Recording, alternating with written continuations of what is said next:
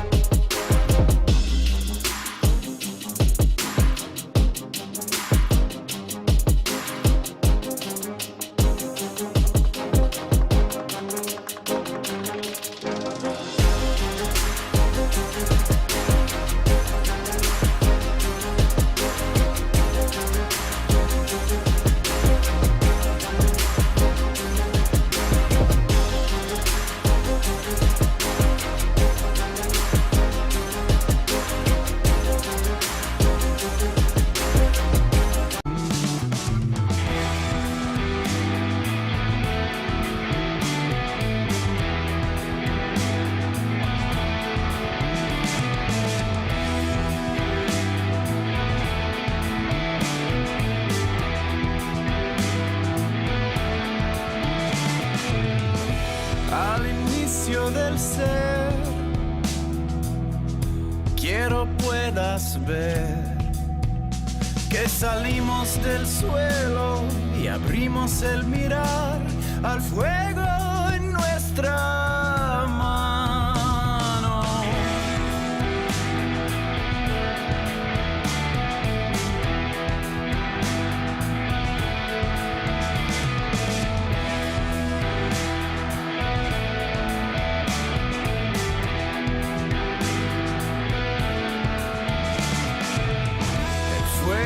Habló en lenguas, el tambor fue el sol.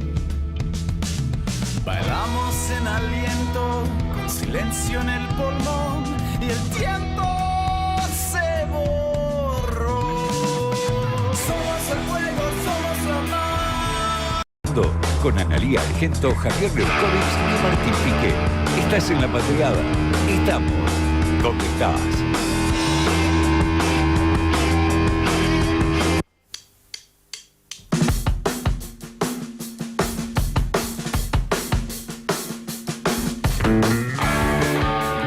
Y buenas tardes, aquí estamos en Doble Fondo. Está cambiante el tiempo y está cambiante el programa. Así es, está confuso el día en todos los sentidos. Este es el turno de Analía y hoy circunstancialmente me toca estar a mí. Mi nombre es Martín Piqué, acá me acompaña Javier Leucovich. Analía Argento no se encuentra en el estudio, pero va a estar en el programa en minutos. Estamos aquí para acompañarte hasta las 6 de la tarde con todo lo que está pasando en la Argentina. Y también con las columnas que caracterizan a este Doble Fondo, lo que está en la valija y no se ve, y es algo que se puede mostrar, no que hay que esconder, ¿no? Exactamente, que queremos develar. Están pasando muchas cosas en el país. En principio, como todos los días, le encontraron algo nuevo a Manuel Adorni. ¿Qué fue la chapa del día? No, y también parece que recicló el departamento de Caballito. Sí. Con un gasto, en este caso no es tan importante como el gasto en la casa de fin de semana en el country, allá en Exaltación de la Cruz, 14 millones de pesos, según la declaración de Matías Tabar, el contratista que refaccionó Indio Coa, también le refaccionó el departamento nuevo, allí en el barrio de Caballito, en la calle Miró. Sí. 14 millones. Bueno, hizo nueva la cocina. Ponele, Sí. más o menos presupuesto Sí. cocina nueva, algo así. Vamos a reconocer que en este caso no es un monto No, ya tan son importante, valores, son valores. pero sí lo que tiene es una cosa medio de sainete de culebrón, que todos los días hay una nueva noticia Sí, de la saga Adorni. así es. También hay una noticia, en este caso no mala, sino buena en materia económica para la Argentina y para el gobierno, ¿no? ¿Te referís a lo de la baja en riesgo país? Claro, porque una consultora de riesgo, digo, estas cosas son importantes cuando un país tiene que pagar deuda y salir a buscar refinanciamiento, y el riesgo país es un poco el precio que tiene que pagar si hay nueva deuda, ¿no? Exactamente, se conoció que la consultora Fitch le mejoró la nota de la deuda argentina. Esto quiere decir que considera que la deuda argentina es menos riesgosa de caer en default, de CC+, que estábamos en zona de descenso directamente, a B-, que seguimos siendo entre los peores de la región, pero ya no tan abajo. Y esto inmediatamente replicó en una baja del riesgo país y suba de bono. Después vamos a ahondar un poquito en este tema. Muy bien, otro de los temas es, a ver, había cierta incógnita si Manuel Adorni se va de la jefatura de gabinete. Parece que hay sectores de La Libertad Avanza, quizá no del gabinete, o sí, pero sí del Congreso, que están presionando para que, bueno, Adorni cumpla su ciclo y sea reemplazado. Y Martín Menem, hablando de la Cámara de Diputados, salió a desmentir que él pueda ser un eventual sucesor. Dijo que no hay ninguna posibilidad de que lo reemplace. Ok, te tiro una respecto de indicadores económicos. Todavía no hay mucho respecto de abril en términos de indicadores económicos. Recién terminó el mes, después de un primer trimestre que fue realmente muy malo para el gobierno y para la economía argentina. Bueno, se conoció un dato que digamos, mantiene la tendencia negativa del primer trimestre, que es los despachos de cemento, que parece un sector puntual, pero no lo es tanto porque tiene bastante implicancia respecto del resto de la economía, por obra pública, por empleo, etcétera. Bueno, el dato de la Cámara de Cementeras marca una caída del 12,7 respecto de abril de 2025 y del 11,7 respecto de marzo, así que veremos cómo siguen los datos de abril. Hablando de números de la economía, dos noticias que pintan un panorama bastante elocuente. Por un lado, 8 cuadras, 10 cuadras, algunos dicen hasta que más de 10 colas de... exactamente, cuadras de cola, eso quería decir, para conseguir empleo en un frigorífico de Moreno. Así que tercer cordón del conurbano, toda una postal. Y por otro lado, los shoppings están lanzando este fin de semana descuentos en todo el país para revertir la caída de ventas, 65 centros comerciales. Otro de los temas en materia política tiene que ver con la figura de Patricia Bullrich. Hay que ponerle un ojo a Patricia Bullrich, senadora nacional, ex ministra de Seguridad, porque está de alguna manera, bueno, lo que dicen muchos, planteando que quizás sería conveniente una modificación en el staff del gobierno y que salga Manuel Adorni del lugar en el que está.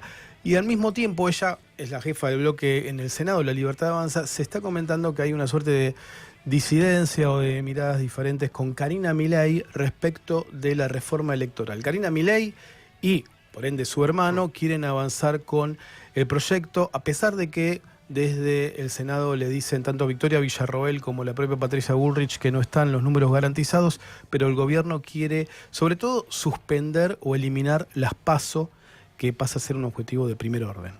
Bien. Te tiro una más del sector energético. Uh-huh.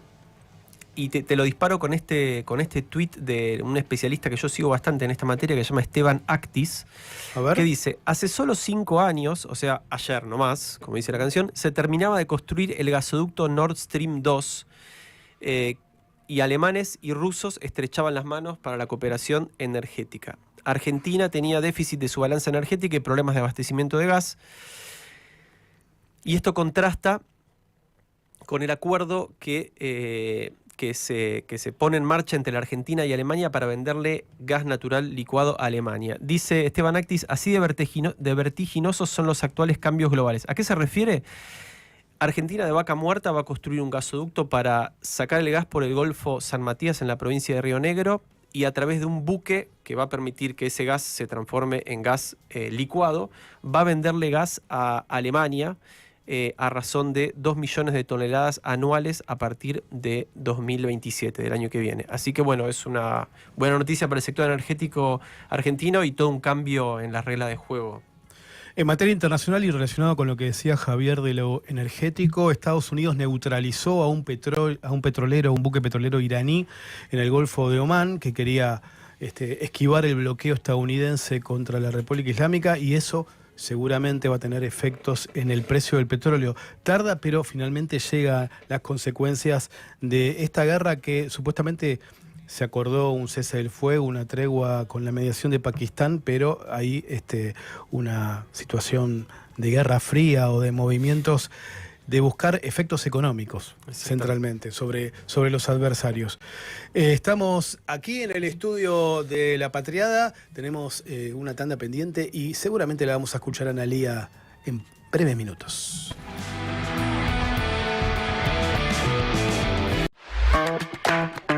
Búscanos en YouTube, FM La Patriada en YouTube. Para vernos y escucharnos, no solo tenés la programación de la radio, también tenés notas exclusivas. Entrá al canal de FM La Patriada, ponele OK al pulgar para arriba y dale clic a la campanita. Y no te pierdas nada.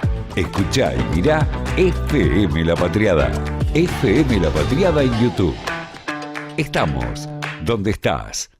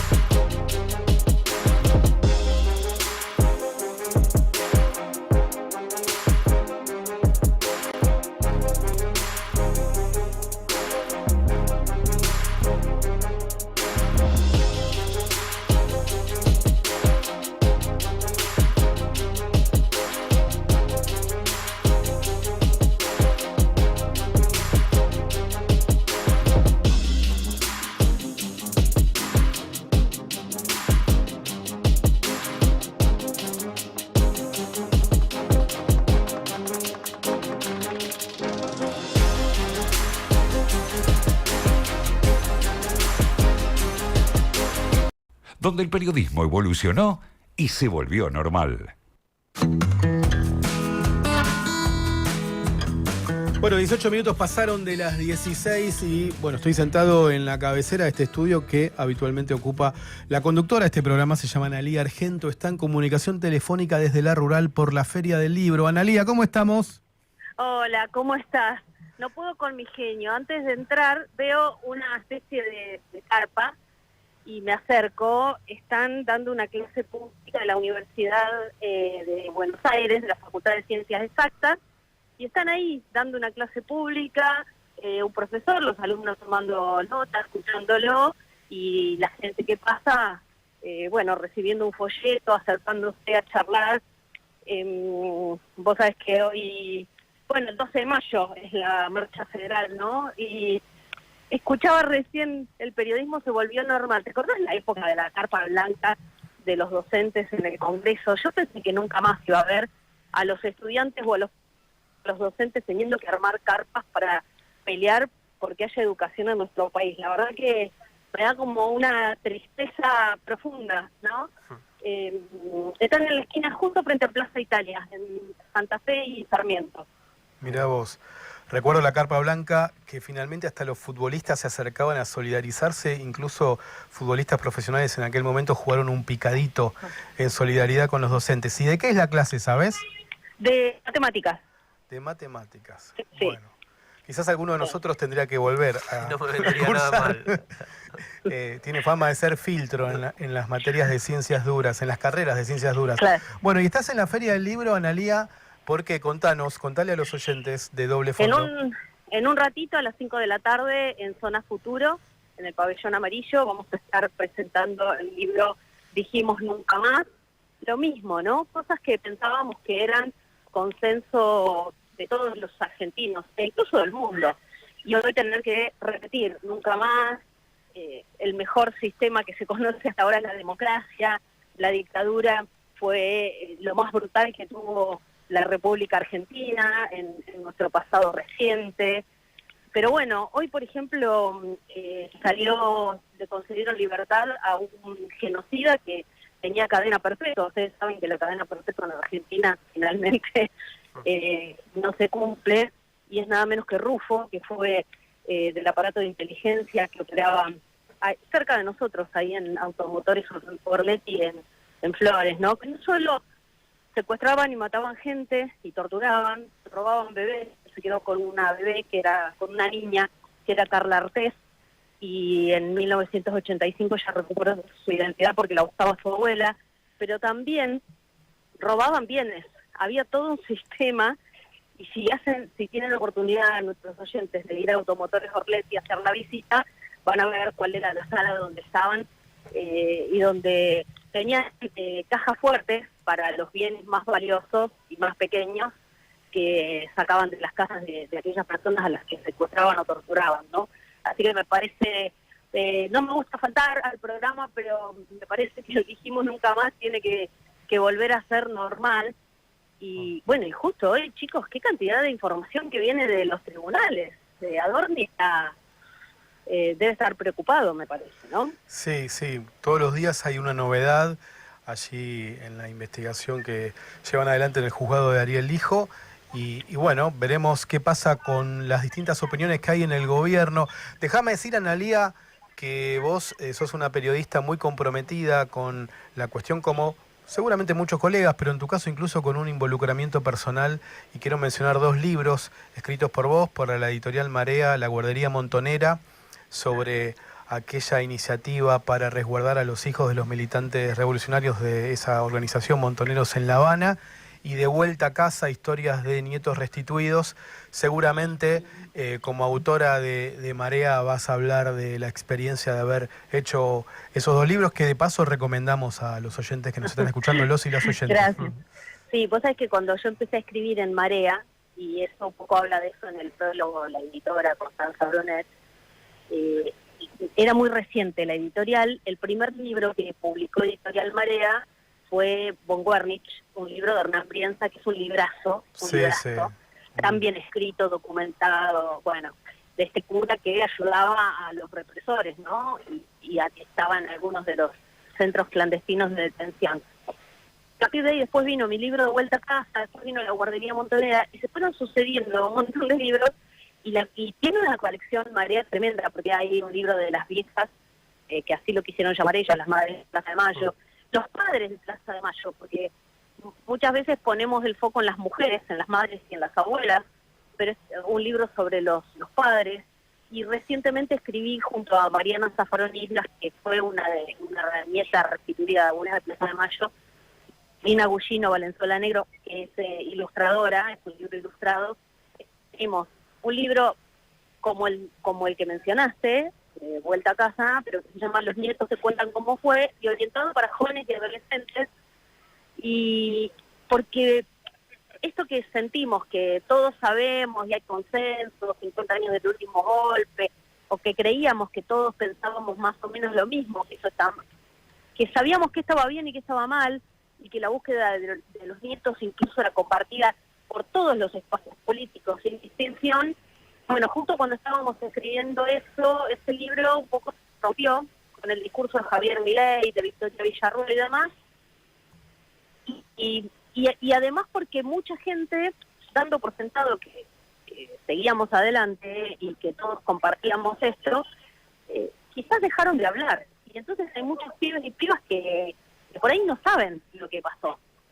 Ese libro está orientado sobre todo a los jóvenes, pero lo lo pueden leer muy bien los adultos que quieran leer más breve, porque son historias breves, pero vos sabés que nos pasó en una charla que cuando hablamos de los vuelos de la muerte, después se nos acerca un joven de 20 años, y dice, yo no sabía que tiraban a la gente al mar o al río, y estaba así como...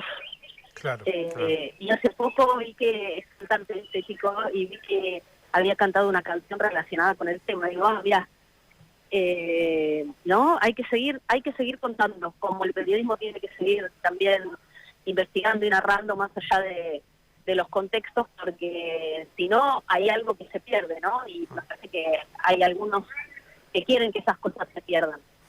Ana, ¿qué tal? Javier te saluda. ¿Con Javier, quién vas a compartir panel?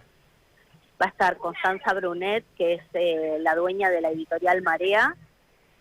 Pues también es editora, o sea, ha sido mi editora en los 2 primeros libros.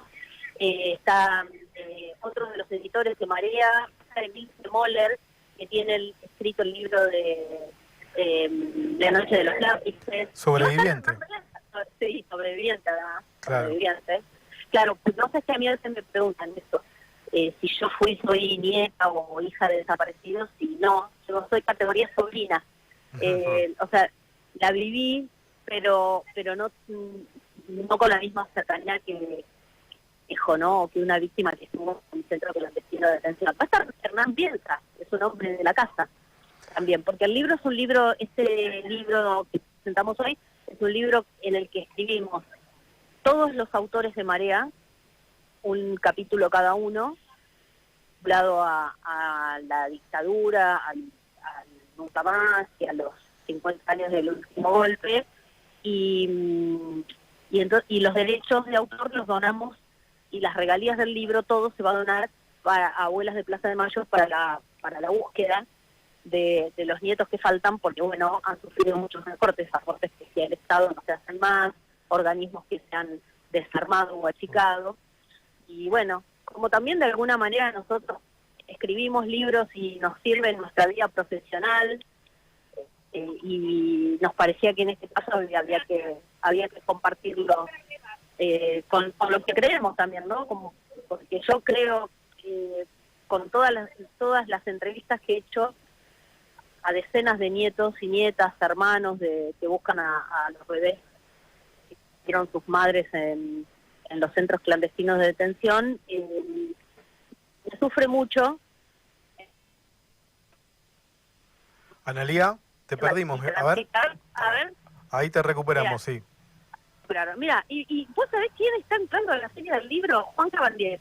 Ah, mira vos. Bueno, un saludo del programa. No le voy a decir porque está hablando por teléfono, lo podemos invitar porque es vecino. Bueno, sí. Bueno, sobre todo, Analía, recordá el nombre de este libro que están presentando hoy y sobre todo también disfrútalo.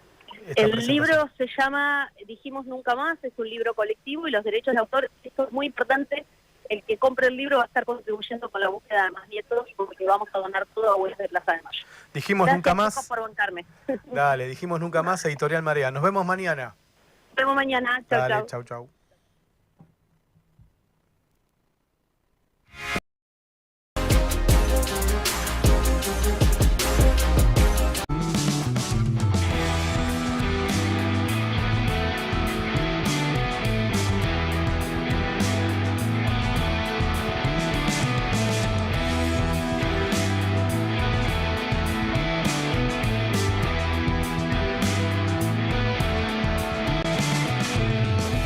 Al inicio del ser, quiero puedas ver que salimos del suelo y abrimos el mirar al fuego en nuestra mano.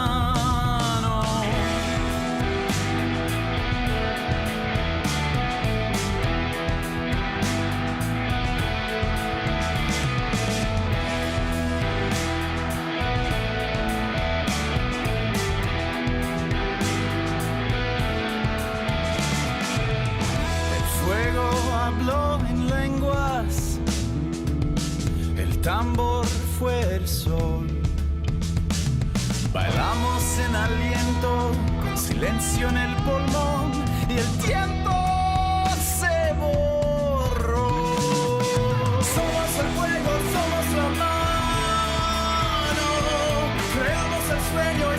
el plano, nacidos del cielo, paridos del llano, somos el fuego, somos la mano.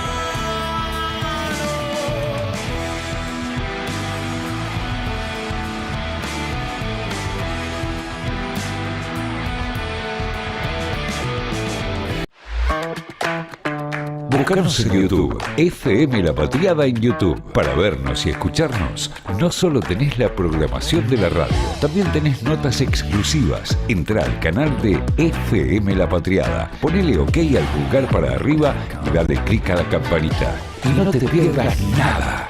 Escuchá y mirá FM La Patriada. FM La Patriada en YouTube. Estamos donde estás.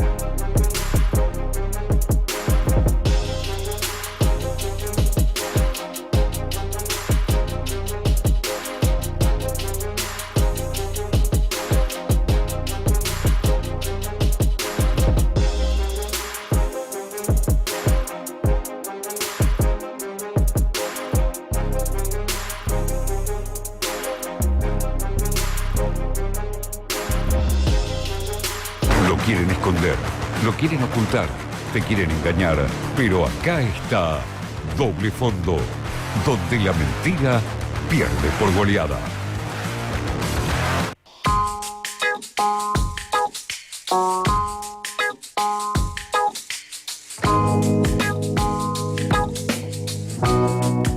Bueno, 31 minutos pasaron de las 16 horas, seguimos aquí en La Patriada con el amigo Javier Lepkovich, esto es Doble Fondo. Mencionábamos hace un rato que está, obviamente, Milei en Estados Unidos, fue para participar del foro del Instituto Milken, pero ahora ya podemos decir que acaba de desmentir cualquier cambio en el gabinete desde la red social X, ex Twitter. Dijo que no va a haber ningún cambio en el gabinete y menos el desplazamiento de Adorni. Otra pelotudez atómica de las basuras inmundas que se llaman periodistas. Esa fue su desmentida. He pasado un montón de horas con Toto Caputo y Pablo Quirno en el avión. Hablamos de todos los temas y ni de un modo tangencial se sugirió algo así. Imagino que se basaron en la estupidez que tiró algún imbécil. Fue la desmentida de Javier Milei desde X.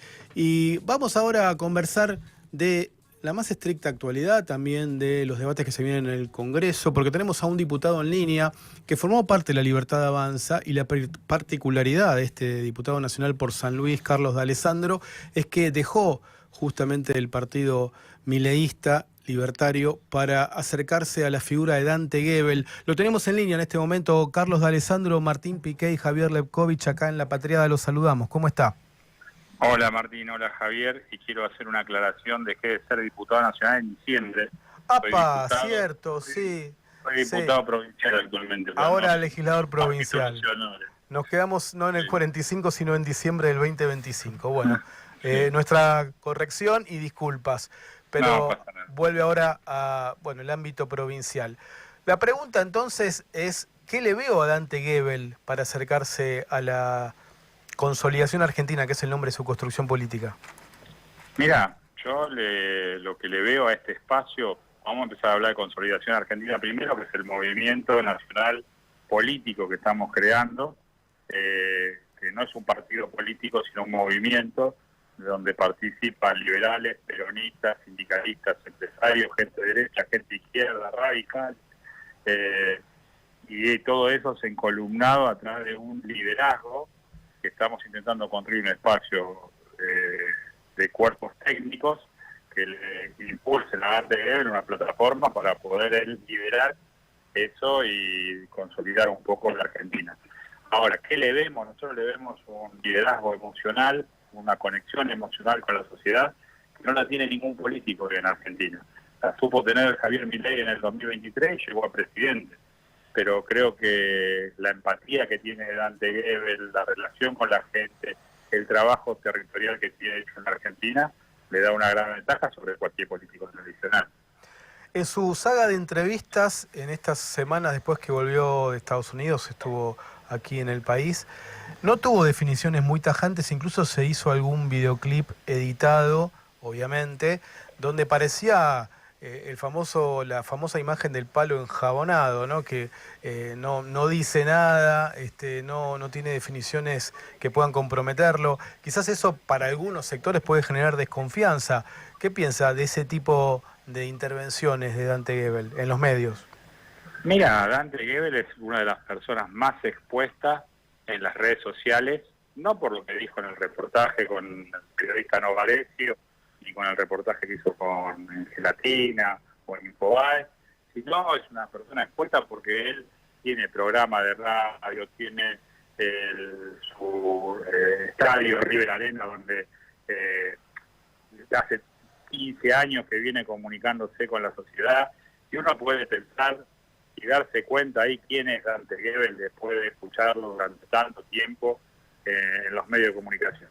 Creo que la intención de esos tres no sé que se le escuchan a Dante Gebel en un reportaje como una muletilla fue intentar bajarle el precio al espacio, y ahí se nota que el miedo no es sonso y que una posición, sobre todo porque sabemos dónde salió eso, que salió del espacio del oficialismo nacional, está muy preocupado por el crecimiento de la figura de Dante, sin haber dicho todavía que quiere ser presidente. Eso salió... Lo tomamos como una resistencia lógica del oficialismo, como una ventana de Overton, donde la teoría esta, donde dice que lo imposible empieza a ser posible, y nos damos cuenta, porque fíjate que esta semana ya se habló del gran armado territorial que tiene Dante Gebel en la Argentina. ¿Le consta que lo organizó el oficialismo nacional? Digo, usted integró las filas de La Libertad Avanza. Sí, te das cuenta cuando el gordo Dan salió en su programa Carajo, pasando el video, y de dónde salió y cómo salió. Sabemos cómo operan los muchachos, quiénes son los tuiteros que se encargan de diseminar esta noticia. O sea, los conocemos bien porque estuvimos ahí, son parte de una estructura de algoritmo, de una política sin pensamiento, y algo que yo defino como SLOP, ¿no? Yo escribí un libro que se llama La rebelión del ruido, el mileísmo, el SLOP y la política sin pensamiento. El SLOP es esto, agua sucia, agua turbia, que tiran para ver si pueden de alguna manera distorsionar la realidad. Usted es de San Luis, digamos que integra junto con Mendoza y San Juan la zona Cuyo de la Argentina. En muchas partes del país la oleada violeta en 2023 y en 2025 sorprendió porque no tenía demasiada estructura Javier Milei. Por lo que usted camina a San Luis, la capital de la provincia, otras ciudades de esa jurisdicción, ¿cómo está la opinión sobre Milei entre los puntanos o los sanluiseños? Mira, la oleada violeta en el 2021, que empezó a crecer hasta el 2023 que Milei fue presidente, fue muy fuerte por la conexión emocional que tenía Milei con la gente. Lo describo también en mi libro. Milei es un producto del hartazgo de la sociedad argentina con la política y con los políticos. Es eso, es un resultado sociopolítico de lo que sucedía en la Argentina en el 2023. Ahora, a partir de que nos dimos cuenta que lo de Milei es un relato donde no se bajó impuestos, donde no se dolarizó, donde no se cerró el Banco Central, donde lo más importante no eran los más vulnerables, donde la casta sigue adentro del gobierno y la corrupción crece todos los días, ahí fue perdiendo potencia. Y la potencia se ve porque Milei lo que hace en el interior es cerrar con los oficialismos. En Mendoza ha cerrado con Cornejo, en San Luis ha cerrado con el gobernador Claudio Poggi y en San Juan con Orrego, por lo cual lo que tiene ahora es apoyo de los oficialismos provinciales. Pero yo te voy a decir algo importante, y creo que por ahí podemos llegar a coincidir en este punto. Ningún gobernador de la provincia, de ninguna de las provincias argentinas, quiere que Milei vuelva a ser presidente, porque están todos asfixiados por la mala política del gobierno. De hecho, en mi provincia, en San Luis, hoy Claudio Poggi mandó una nueva ley de ministerio a la legislatura para cerrar la mitad de los ministerios porque no le alcanza la plata para pagar el sueldo. Carlos, ¿qué tal? Buenas tardes, Javier Leucovich te saluda. Quería consultarte lo siguiente, al margen, digamos, de las definiciones o no que dio Goebbels en su ronda de entrevistas, preguntarte cuáles son las definiciones de estos equipos que ustedes están armando para apoyarlo, definiciones concretas respecto, bueno, del rumbo económico, de Milei, de Cristina Fernández, del peronismo. ¿Cuáles serían, digamos, las definiciones que están por detrás, o de los equipos que están por detrás de Goebbels? Mira, yo estoy trabajando específicamente en el área de recursos naturales, porque vengo de ese palo. O sea, fui presidente de la Comisión de Recursos Naturales, trabajé ley de envase, trabajé ley de glaciares, pero no esta ley, sino lo que estamos trabajando en su momento con Ana Lamas, que fue la secretaria de Ambiente de este gobierno y renunció también y se fue al gobierno, era generar un reinventario de los glaciares o del periglaciar para poder trabajar sobre una ley seria, no como esta que salió. Pero en materia económica entendemos, por lo que pude hablar con Eugenio Castiele, con Juan Pablo Grey, con el Vasco Minas de Rigaray, que es el secretario general de los textiles, que la preocupación está puesta en lo urgente. Sabemos que en materia económica hay cuestiones muy importantes, pero lo urgente es recuperar el salario, el poder adquisitivo, el salario de los argentinos. O sea, ningún argentino puede ganar menos de lo que dice la canasta básica vital y móvil. Para eso es el salario mínimo. Entonces, lo urgente es que los jubilados recuperen poder adquisitivo, que los trabajadores recuperen poder adquisitivo, que se dejen de cerrar pymes en Argentina.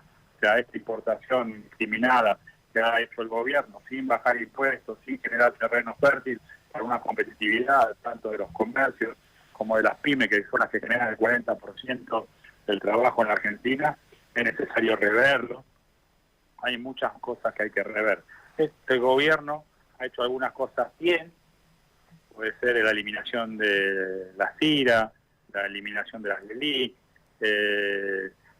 una apertura para que se vengan a instalar empresas, pero, por ejemplo, en el área del sector minero también tenemos que hablar de una recomposición de las regalías más al estilo chileno que al estilo argentino. En Argentina, por ahí, por algunos recursos naturales, estamos recibiendo el 3%, y del lado chileno las mismas empresas pagan el 40%.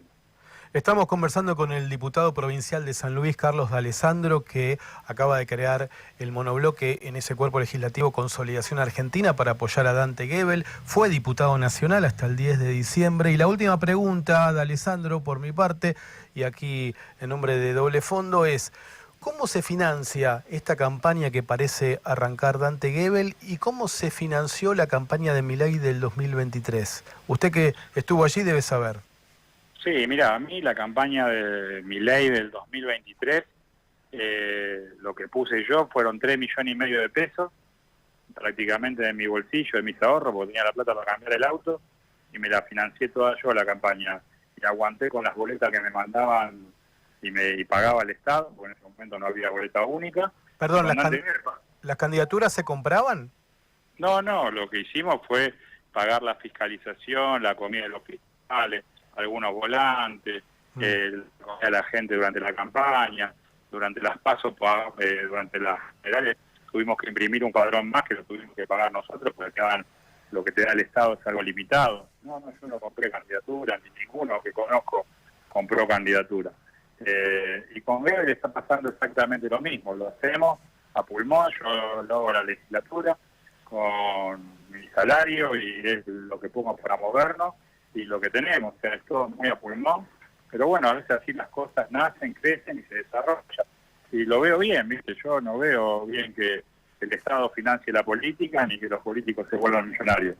Yo no tengo ambiciones económicas, el que me conoce lo sabe, mis ambiciones son que le vaya bien al país y que le vaya bien a los argentinos. Esta sí es la última, fue quizás con una trampita porque se me ocurrió recién. ¿Adorni tiene que seguir o no? Y si sigue, ¿por qué? ¿Por qué lo mantiene el gobierno Karina y Javier Milei? Adorni se tendría que haber ido hace rato, o sea, apenas salió el caso de corrupción, como dijo en su momento el presidente Javier Milei. Cualquier persona sospechada de corrupción es ejecutado de mi gobierno, no sucedió eso, pero hay un claro motivo por el que no sucedió. Adorni no responde a Javier Milei, sino que responde a Karina Milei, y hoy la que gobierna el país es Karina Milei. Hoy nos gobierna una persona a la que no votamos. Muchas gracias. Carlos D'Alessandro, diputado provincial de San Luis y creador del monobloque Consolidación Argentina en apoyo de Dante Gebel. Un abrazo grande. Huellas en tu radio. Estamos donde estás. Estamos donde estás. Entra a fmlapatriada.com.ar. Es para mirar y para escuchar. Escuchás todo y mirás lo que quieras mirar. Porque a veces pasa que solo querés escuchar, pero a veces querés mirar. fmlapatriada.com.ar. Mirar y escuchar, o escuchar y mirar.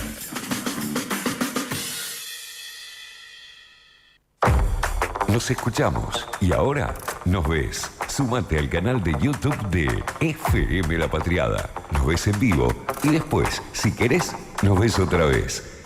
FM La Patriada en YouTube. Entrá, mirá, escuchá. Arrancá bien informado en FM La Patriada. Desde las 7, a quemarropa. Periodismo salvaje y de trinchera con Luciana Glesser, Pablo Di Pierri y Demian Verduga. A las 10 llega Carlos Barragán con tus amigos de la radio. Chirinos, Lauta, Lore, Mari, Caramelo y Hernán Piensa. Un espacio para el humor y la charla política. FM La Patriada. Estamos donde estás. Ya son 300 nuevos edificios educativos en todo el territorio bonaerense. En cada una de estas nuevas escuelas hay chicos y chicas que empiezan un nuevo camino. En la provincia, la educación es el motor para construir presente y futuro. Gobierno de la Provincia de Buenos Aires.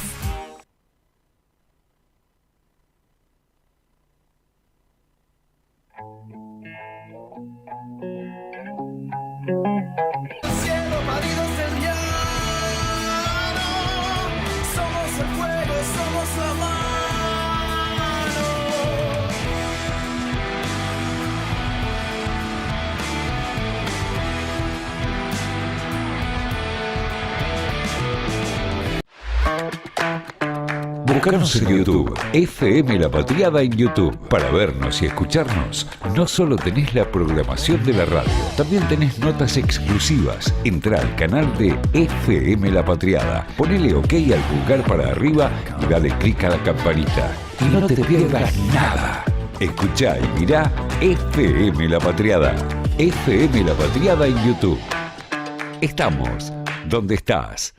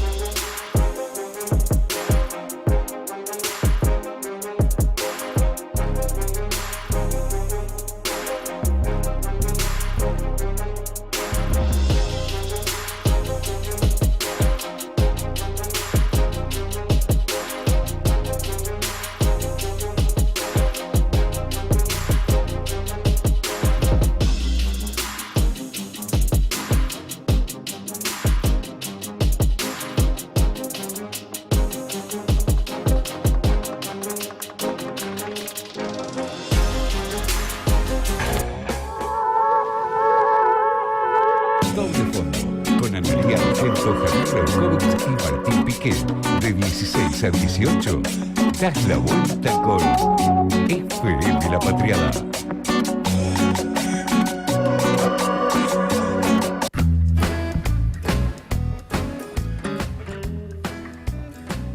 Diez minutos faltan para las 5 de la tarde y se viene la columna con noticias contradictorias, quizás en materia económica, del amigo Javier Levkovich.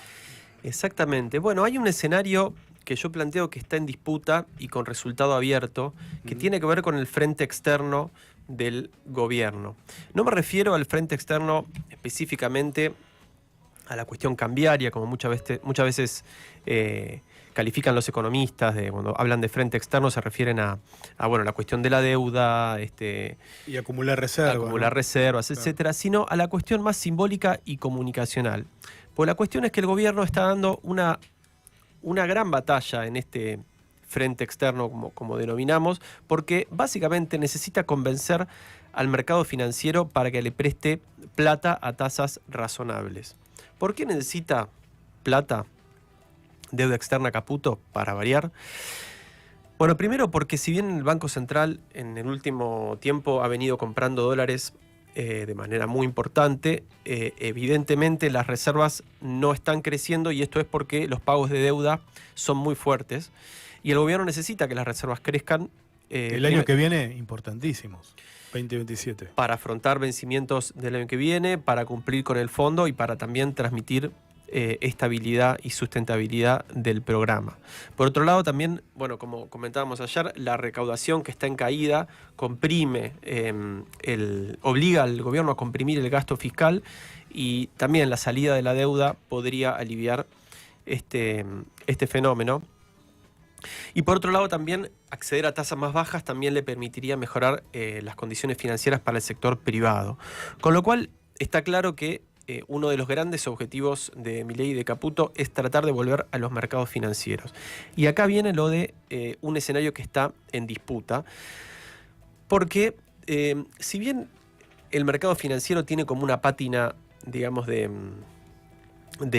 seriedad extrema y de rigurosidad, en realidad no es tan así. Solamente cabe recordar el final de la convertibilidad.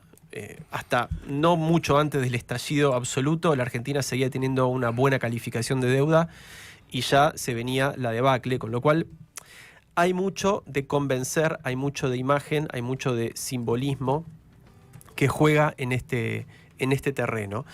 Y acá voy a las novedades de esta semana, que efectivamente parecieran ser contradictorias. Se está percibiendo una suerte de giro en la opinión pública internacional, en los medios especializados más prestigiosos del mundo, respecto del gobierno de Milei, claramente en sintonía con lo que está pasando acá adentro, con lo que están transmitiendo los medios y el cambio en la percepción de la gente respecto del gobierno. Paso a recordar, mayo de 2024, no sé si te acordás, tapa de Times, sí. Milei, el radical, cómo Javier Milei está conmoviendo al mundo. Mayo 2024, sí. Hace 2 años. Diciembre de 2024, Financial Times, uno de los diarios económicos más prestigiosos del mundo, se pregunta en un artículo editorial, ¿ha demostrado Javier Milei que sus críticos estaban equivocados? Bueno, el artículo es largo, pero menciona la reducción de la tasa de inflación, que los precios de los bonos se triplicaron en ese primer año, 2024, el recorte del gasto público, cito a Financial Times, sin provocar las protestas generalizadas con las que amenazaban sus oponentes. Abril 2025, sí. Un año atrás, The Economist, otro de los diarios también más importantes del mundo, titula La audaz decisión de Milei, normalizar la economía argentina. Decía The Economist en ese momento, nunca ha estado más cerca de transformar a la Argentina en una economía normal. Bueno, la cuestión es que entre ayer y hoy, ambos diarios, The Economist y Financial Times, sacaban artículos muy duros respecto de Milei, lo cual evidencia un giro pronunciado en su mirada respecto del gobierno, que obviamente influye en el mercado financiero. Todos los tipos afuera están leyendo estos diarios para ver qué está pasando con la Argentina y con el gobierno de Milei. Cito entonces a The Economist en un artículo publicado hoy. Dice, Milei está en serios problemas, se titula la nota. Sí. Cita, por ejemplo, lo que dijo Milei el otro día de que él fue el que más perdió con su programa económico. Y dice The Economist... Porque no se actualizó el salario. Y dice The Economist, es poco probable que este mensaje convenza a los argentinos que atraviesan dificultades. De hecho, el índice de aprobación de Milei se ha desplomado recientemente. Enumera los escándalos de corrupción o presunta corrupción, el tema Libra, el tema de Adorni, y también hace una descripción bastante profusa del tema del ataque de la prensa. Recuerda el cierre de la sala en Casa Rosada y toda la serie de ataques de Milei en Twitter a los periodistas. Respecto de la economía, bueno, dice la actividad manufacturera, la actividad minorista se desplomó, esto está provocando una disminución de los ingresos, y a pesar de que el petróleo y la minería y la agricultura siguen en auge, hay muchas dudas sobre el modelo. Financial Times, el otro diario que cité al principio, en el día de ayer sacó también un artículo muy crítico del gobierno, diciendo que el alivio de los argentinos ante el control de la inflación se ha transformado en frustración debido a la caída de la actividad, el comercio minorista, la industria y otros sectores. Bueno, cita la caída de los salarios, la suba del desempleo y también escándalos de corrupción, incluyendo también la renuncia del exsecretario de Coordinación de Infraestructura, Carlos María Frugoni, que omitió declarar 7 departamentos en Miami.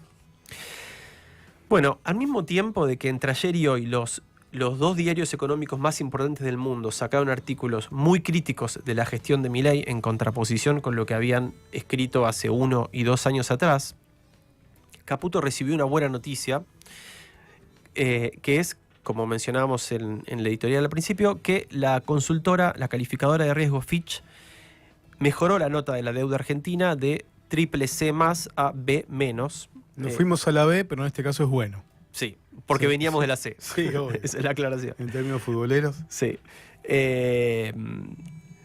Bueno, obviamente que esto lo festejó el gobierno, también el mercado financiero local, subieron los bonos y bajó el riesgo país. ¿Por qué? Porque a nivel global se está dando la señal de que la economía argentina tiene menos riesgo de no pagar sus deudas, o sea, de caer en default.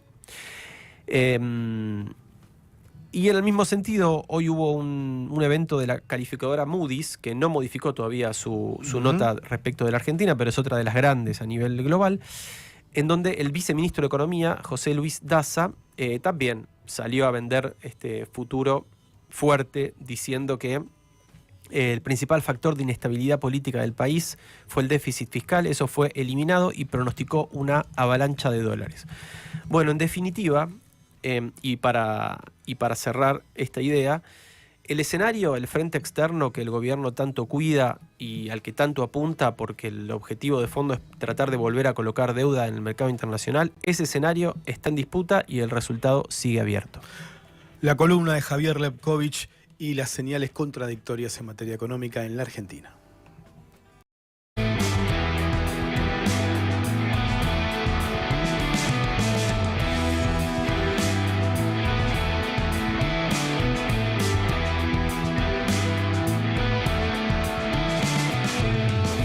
Al inicio del ser, quiero puedas ver que salimos del suelo y abrimos el mirar al fuego en nuestra mano.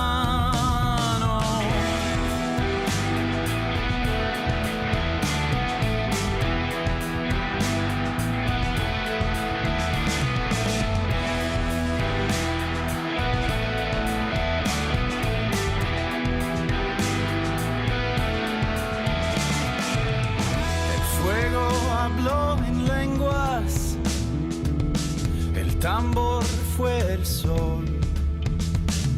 Bailamos en aliento, con silencio en el pulmón, y el tiempo se borró. Somos el fuego, somos la mano, creamos el sueño, hicimos el plano, nacidos del cielo, paridos del llano. Somos el fuego, somos la mano.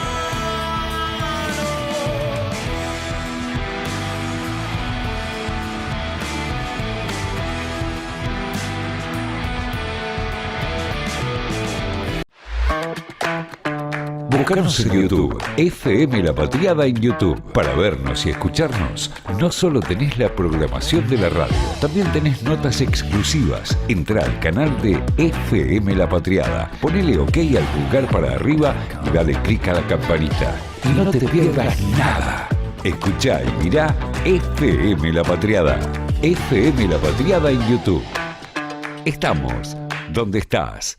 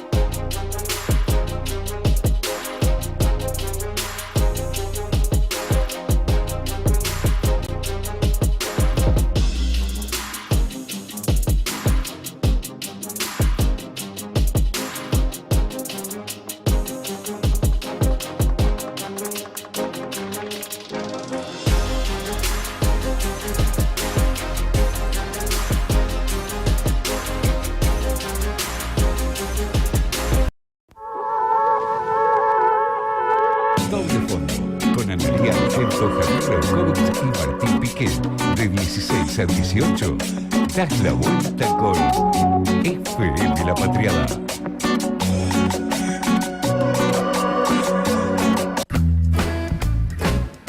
Un minuto pasó de las 5 de la tarde, segunda hora de Doble Fondo. Hoy sin la presencia aquí en el estudio y en la radio de Analía Argento, que está en la Feria del Libro coordinando una charla de Editorial Marea. Estamos aquí con Javier Lepkovich, te acompañamos hasta las 6 de la tarde. Si te querés comunicar con nosotros, nos podés escribir al WhatsApp de la radio, que es el 11-2-234-9672. Lo voy a decir de otra manera, 11-22 34 96 72. 11 22 34 96 72. También podés seguir a FM La Patriada en Facebook, Instagram y en otras plataformas. Nos quedaron cosas del arranque. Sí. Tenemos algunas curiosidades, signos de la época, a veces hasta incluso en los sectores de la economía más dinámicos, como quizás la energía, el petróleo, la minería, no se crean o no se producen empleos. De eso querías comentar primero, ¿no? Sí, y justo viene al caso porque hoy Sí. ha habido dos novedades respecto de eso y un tema que se empieza a instalar, un debate que se empieza a instalar, que es bastante interesante, sobre cuánto de los anuncios, las mejoras de producción en los sectores top, digamos, minería y energía, traccionan y en definitiva repercuten en la calidad de vida de la sociedad argentina. Hoy Caputo anunció que se reunió con el jefe de Chevron, la petrolera norteamericana, Con la cual se asoció en el gobierno de Cristina el Estado argentino para desarrollar Vaca Muerta. Claro, fue el puntapié inicial de Vaca Muerta. De hecho, se le discutía porque tenía una especie de acuerdo judicial confidencial. favorable, Sí. ¿no?, a las inversiones extranjeras de Chevron. Sí, bueno, cuestión que ahora Chevron, al parecer, dijo Caputo, va a presentar un proyecto de inversión en el marco del RIGI, el régimen de promoción de inversiones que tiene el gobierno, por unos 10.000 millones de dólares, o sea que va a ser muy importante. Por supuesto, seguramente va a estar enfocado en Vaca Muerta. Y por otro lado, el INDEC comunicó hoy a las 4 de la tarde que el índice de producción industrial minero, o sea, la producción minera de la Argentina, creció en marzo prácticamente a contramano de todo el resto de la economía, tanto en la medición desestacionalizada frente a febrero como con respecto a marzo del año pasado.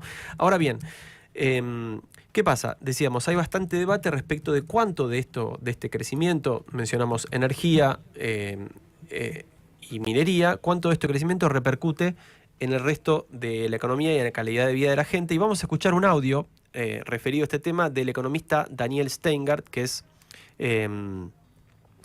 del think tank Fundar, que me parece que dice algo interesante al respecto. Crecen los que generan poco empleo, pero incluso los que crecen no están generando empleo. Petróleo y minería hoy tiene menos empleo que en noviembre de 2023. Hay 8.000 empleos formales menos en el petróleo y la minería. ¿Por qué? Porque dentro de ambos sectores estás teniendo también una economía dual. Petróleo, Vaca Muerta, un boom, claro, buenísimo, pero en paralelo se cierran pozos de petróleo en las cuencas más tradicionales como Comodoro Rivadavia, Golfo de San Jorge. En la minería, litio muy bien, pero todo lo que es la minería asociada a la construcción, que genera bastante más empleo que la de litio, parada. Sector financiero, crece mucho el PBI financiero, pero el empleo en el sector financiero cae, viene cayendo hace 10 años todos los meses. ¿Por qué? Porque los bancos están cada vez más digitalizados, atienden menos en sucursales y básicamente el auge del home banking, la contracara de eso, claro, es la caída del empleo del sector bancario tradicional. Claro.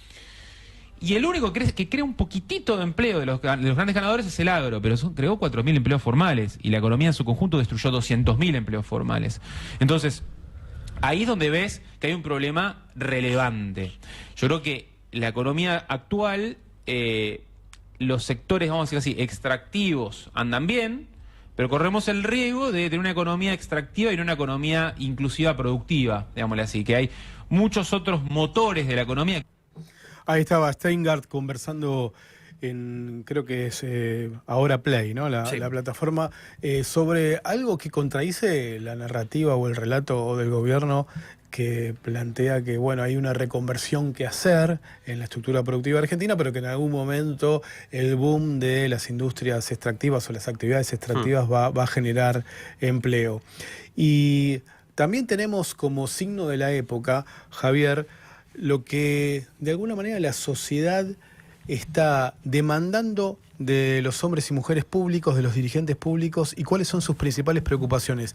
Antes de mencionarlo, porque estuvimos conversando con un consultor muy reconocido que está trabajando con mediciones de último momento, digamos, de manera permanente, vamos a hacer una enumeración de hechos. Cuando arrancamos el programa mencionábamos una suerte de sainete o de culebrón, que todos los días hay una novedad en el caso Adorni. Y también hay como un intento de explicación de por qué Adorni permanece, porque tiene una dimensión, el caso, el affair, el escándalo, utilizar la palabra que más te guste, que uno dice, ¿por qué no lo sueltan? Claro, si es un pararrayo, si en realidad está detrás de Adorni hay cosas... Para utilizar una expresión que se ha puesto de moda en los medios, ¿por qué el propio Javier Milei y por qué Karina se arrojan encima de la granada? Claro. ¿No? Cuando debería ser un fusible. Vos dijiste pararrayo, fusible, las metáforas. Pero empieza a aparecer una explicación que es, por ejemplo, Rodolfo Tailiade lo dijo en este programa, habló de que es el cajero de Karina, ¿no? Y se habló también de los sobresueldos, que hay un sistema de sobresueldos en negro que se pagan en dólares en el gobierno de la Libertad Avanza. Marcela Pagano, diputada nacional, también habló de Adorni como el cajero. Incluso en las últimas horas, en una conversación, una entrevista, mencionó detalles de la wallet Lemon, que es utilizada para recibir fondos. Nicolás Wiñaski de Clarín dice que, entre otras cosas, hay una sociedad de Manuel Adorni con Javier Milei y Karina Milei porque están interesados en la privatización de Tecnópolis, y uno de los grupos que compite con La Nación, el grupo Foggia, está, bueno, interesado en esa privatización y están vinculados familiarmente a cuñados de Grandío, el amigo de la vida que lo invitó a Punta del Este. Y bueno, esto de alguna manera es el contexto en el cual hay analistas que están planteando que la preocupación por la honestidad y por la ética pública ha crecido muchísimo entre los argentinos. Está junto con, centralmente, la preocupación por llegar a fin de mes entre las principales inquietudes de los argentinos. Y también otro de los temas quizás vinculado con esto es qué se le demanda a un dirigente político en este momento en la Argentina. Vamos a escuchar a Hugo Aime, que es analista político, que es encuestador, que nos dice sobre esto, qué es lo que le presentan los últimos estudios que él encargó. Las preocupaciones básicas de la sociedad argentina son los económicos. La gente está muy angustiada porque no llega a fin de mes, porque no hay perspectivas de futuro, porque la plata no alcanza. Esa, digamos, es el tema, y eso es digamos, se ha venido ampliando y la preocupación en ese sentido es cada vez mayor, sobre todo porque hay gente que en su momento creyó que esto tenía un sentido, que el esfuerzo tenía un sentido, y ahora hay gente que empieza a ver que digamos, que el esfuerzo por el ajuste económico dejó de ser sentido. Y en relación a qué esperan de un dirigente político, y lo que esperan de un dirigente político básicamente tiene que ver con la capacidad de gestión, la capacidad para resolver las cosas, ¿no? Después obviamente que siempre te van a decir que tiene que ser honesto, pero yo diría que lo que sí se pide fuertemente es el tema de la transparencia, ¿no? De la autenticidad, de no ser careta, de no ser mentiroso. Eso explica de alguna forma que dirigentes como Miriam Bregman, que poco tienen que ver con las demandas de la sociedad, en términos de que no es que la sociedad argentina se volvió trotskista, ha escalado brutalmente en términos de ser, en algunas encuestas está primero como en imagen, y yo la tengo tercero, la tengo cuarta en imagen. Entonces, sería como un outsider, digamos, transparente por izquierda. Eso no quiere decir que vaya a tener voto ni pueda ser presidenta. Entonces, me parece que esos son los atributos que hoy se están pidiendo, ¿no? Ahí lo escuchábamos a Hugo Aime, que de alguna manera mostraba o contestaba en diálogo con nosotros qué es lo que la sociedad pide de los dirigentes, de los hombres y mujeres públicos y cuáles son sus principales preocupaciones. Y está vinculado con este contexto, con este affair que tiene todos los días un nuevo capítulo. Estamos ahora en, la segunda hora de Doble Fondo y en un minuto, dos o quizás en un ratito vamos a estar conversando con... ya lo tenemos en línea. Bueno, está Rubén Pollo Sobrero, que es el dirigente sindical de la Unión Ferroviaria Seccional Oeste, y está en línea en este momento. Justamente cuando escuchábamos hablar a un encuestador como Hugo Aime de este fenómeno que aparece en algunas encuestas de Miriam Bregman, con quien tiene mucha afinidad el Pollo Sobrero como una de las dirigentes con mayor imagen positiva. Así que Rubén Pollo Sobrero, Martín Piqué y Javier Lepkovich aquí en La Patriada, te saludamos. ¿Cómo estás? Muy bien. ¿Ustedes cómo andan? Muy bien. Primera pregunta, ¿te sorprende o qué opinás de esta buena imagen que dicen algunas encuestas está cosechando la abogada Miriam Bregman? Buena imagen no es votos, primero. Segundo, yo también tengo buena imagen de la gente en la calle me saluda, y cuando yo siempre digo, si cada uno que me saluda y me felicita en la calle me votaría, sería presidente interplanetario yo. Pero ¿vos la votarías a Miriam o no te gusta como candidata? Más la vamos a respaldar con todo. Ok. Es la mejor de nosotros. Bien. Eso no hay duda. Y una cosa que tenemos que... Mira, yo te digo la clave, a la izquierda le costó mucho que la empiecen a mirar. Siempre andamos en el 2 o 3% y siempre nos preguntábamos cómo puede ser, porque la verdad que pueden decir muchas cosas de nosotros, pero nunca pueden hablar de la coherencia que tenemos, que siempre estamos en la calle, siempre estamos en todos los conflictos, y en algún momento sí va a tener que dar con un conjunto de cosas, ¿no? Un gobierno que viene atacando con todo, un peronismo que no sale de sus internas, que tiene problemas gravísimos, donde muchos de sus diputados, senadores, concejales terminan votando con la libertad avanza en el Congreso muchas veces. Entonces te puedo hablar de Jujuy, te puedo hablar de los diputados de Catamarca, de Tucumán, de toda esa zona que siempre acompañaron a Milei. Entonces ver la coherencia que hemos mantenido, la verdad es bueno que nos lo reconozcan. La verdad yo estoy muy contento porque hemos trabajado muchísimo para eso. Así que vamos a ver cuando llegue el momento de las elecciones, votar sin descuidar lo que está pasando ahora. Sin descuidar lo que está pasando ahora, Rubén Pollo Sobrero, y me das el pie para preguntarte por la reforma laboral, porque la CGT intentó la vía judicial, parece no haber prosperado, ¿y qué hay que hacer entonces? ¿Qué se viene para adelante? No, lo primero, la CGT entregó a los compañeros, lo primero que hay que decir, porque cambiaron sus beneficios personales, económicos, como la cuota societaria, como la obra social, a cambio de lo que tiene que ver con la ley que quiere imponer el gobierno. Ahora, ¿qué esperábamos que iba a pasar en la justicia? Nosotros se lo hemos dicho varias veces a miembros de la CGT, cosa que yo estoy dentro de la CGT y hablo con muchos dirigentes.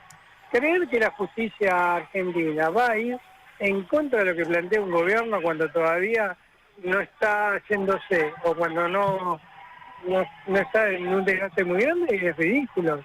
La justicia se maneja con términos políticos, no se maneja con la lógica. Entonces, ¿qué pensaban que iba a pasar? ¿De verdad se creían que la justicia iba a decir, no, lo que está planteando el gobierno es anticonstitucional? Es ridículo. Yo qué sé, ni un pie de jardín infante se puede creer eso. Pero bueno, tiene que ver con una política que ha llevado adelante todo lo que tiene que ver con el movimiento sindical, que está dentro de la CGT, que pensaba que podía, por este lado, encontrar algo, cuando en realidad lo que tenían que haber hecho era lo que no hicieron, que era estar en la calle, cuando se discutió. En la calle, cuando fue la reforma laboral, los únicos que fue la izquierda le duele a quien no le duele. Obviamente hubo excepciones, gremios que merecen mi mayor de los respetos, pero muy pocos,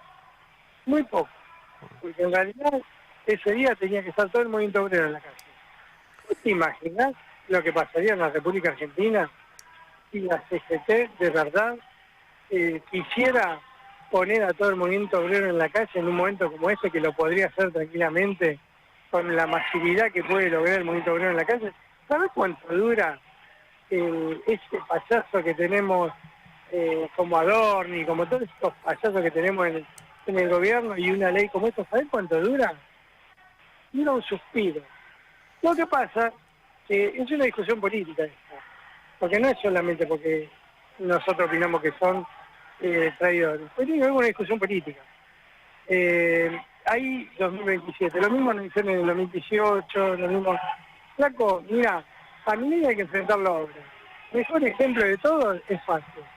Y si lo que se dice ser opositor a este gobierno, tiene las llaves para solucionar el conflicto de fase, que es una expropiación temprana, que es por un año, que con el visto bueno de la legislatura se puede tomar, poner a producir la fábrica, y a partir de ahí, al año vos llamás al empresario y decís, ¿la querés vender, la querés dejar o la toma el Estado? ¿Por qué no lo hace? Sí, porque el peronismo está en una política de decir la gente giró a la derecha, entonces tenemos que ser más, no tan irruptivos, no tan contestatario. Un poco lo planteó Miriam en el acto de Ferro. Es decir, ser blanditos. Y no, o sea, si vos querés enfrentar a Milei, si sos opositor a Milei, lo tenés que enfrentar de verdad. No diciendo que lo enfrentás y después cuando tenés la posibilidad, como el caso FATE, donde están en juego 1000 familias argentinas, que son muchos menos porque se fueron muchos con la desesperación de mucha gente que necesitaba ir a trabajar. Ahí es donde se ve la realidad. Rubén, ¿qué tal? Javier Leucovich te saluda. Te pregunto para profundizar sobre este tema que estás mencionando, si no te parece que esta pasividad que vos atribuís a la CGT y otros dirigentes respecto de la oposición hoy ahora al gobierno de Javier Milei, ¿en qué medida considerás que también tiene que ver con una pasividad de base, digamos, de la sociedad, o un hartazgo, un cansancio que también explica lo que pasa a nivel dirigencial? ¿O para vos es un tema dirigencial únicamente? Yo creo que hay hartazgo, que hay cansancio y que no hay dirección. Es un poquito más. Pero si hay una dirección, si la CGT se pone al frente, convoca plenarios de delegados, convoca a todos los gremios, hace plenarios, todo eso, ¿vos te crees que no van a salir los trabajadores? Te doy un ejemplo, ferroviarios. Nosotros estábamos dentro de los 5 mejores pagos del país, ¿sí? Hace 15 o 20 años atrás. Hoy estamos por debajo de la línea de pobreza.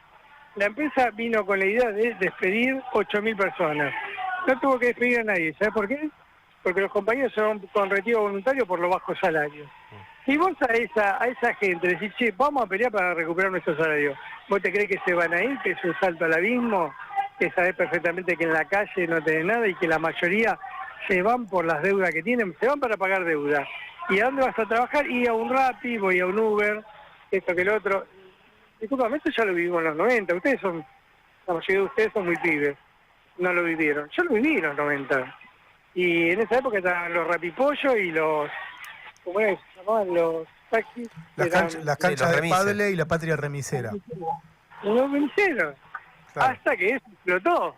Sí. Porque bueno, podés tener 30 millones de autos en la calle haciendo remis. No podés tener 30 millones de autos de moto. Salvo, Pollo, que el modelo sea Perú, sea Vietnam, sea Indonesia. No, pero el modelo es Perú, ya lo dijo Milei. Claro.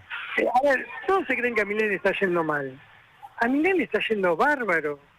Porque es esto lo que quiere. Y es vale, él lo dijo. Nosotros queremos ser Perú, queremos ir hacia Perú, una economía pujante. En Perú, solamente el 70% de los trabajadores son todos fuera del sistema, un 30% son los que viven bien. ¿Ese es el país que queremos?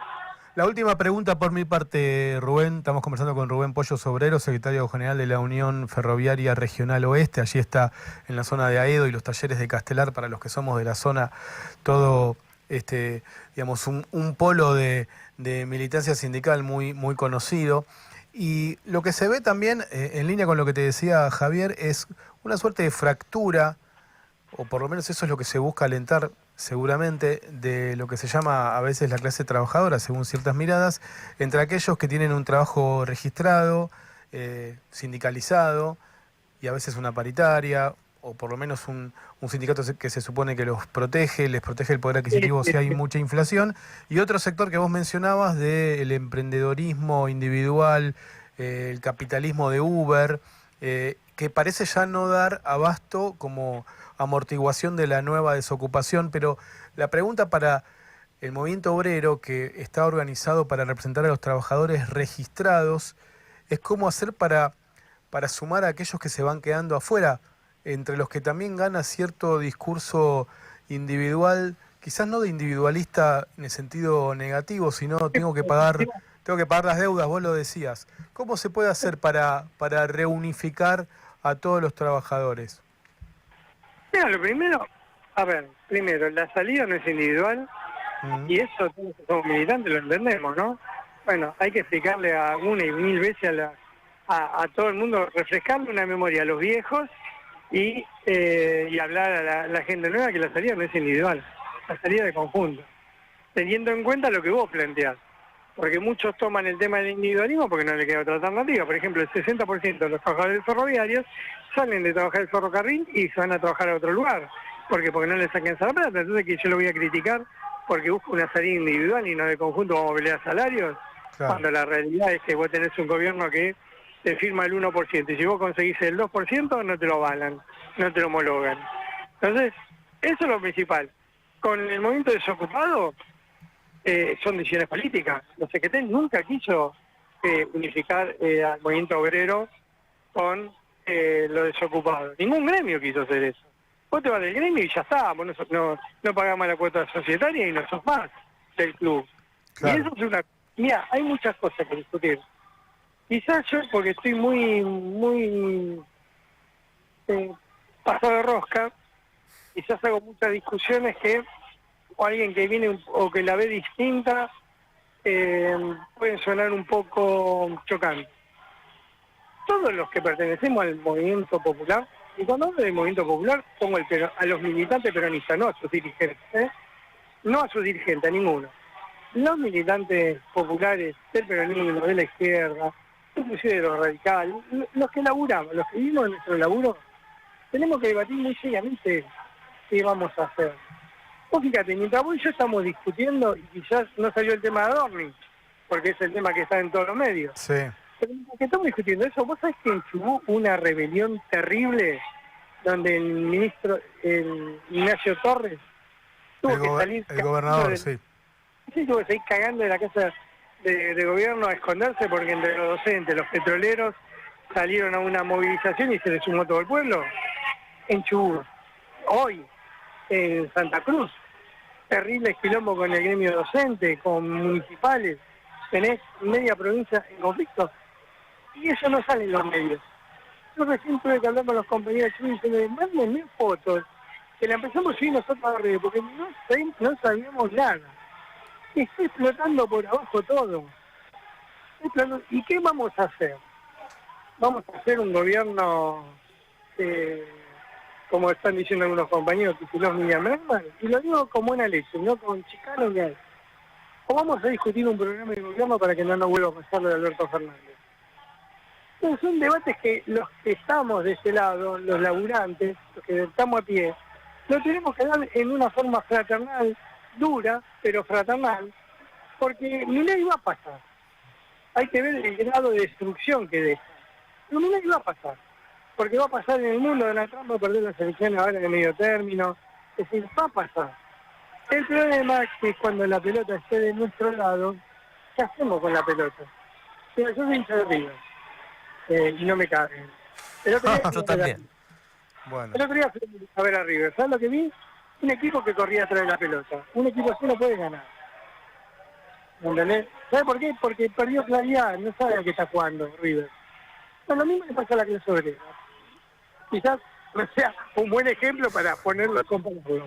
Pero para ser más, como la mayoría somos futboleros, lo vamos a entender claramente. Nosotros tenemos que saber para dónde vamos. Y fíjate, en la derecha tiene más política que nosotros. Ellos se financian el tren. Se financian el tren y el tren anda mal. ¿Por qué? Porque tenemos menos trenes, menos frecuencias, todo eso. Entonces cuando empieza a salir el problema de los trenes, la derecha con sus periodistas te dicen, y los ferroviarios son todos vagos. Entonces enfrentan al tipo que viaja, que quiere llegar a su lugar de laburo con el ferroviario. No enfrentan al que hace el ajuste. En los docentes, si paran los docentes, la culpa de los docentes, no la tiene el gobierno que paga bajos salarios. Los periodistas, criticaron un poco, le cerraron la casa de gobierno, la casa, el lugar de los periodistas. Y nos enfrentan entre nosotros.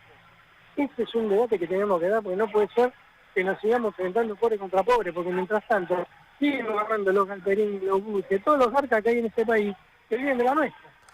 Rubén Pollo Sobrero, muchísimas gracias por este diálogo con Doble Fondo aquí en La Patriada y la seguimos otro día. Saludos. Sí.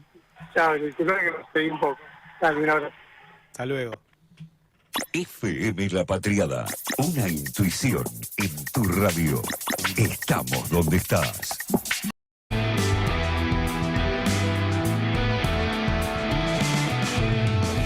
Al inicio del ser,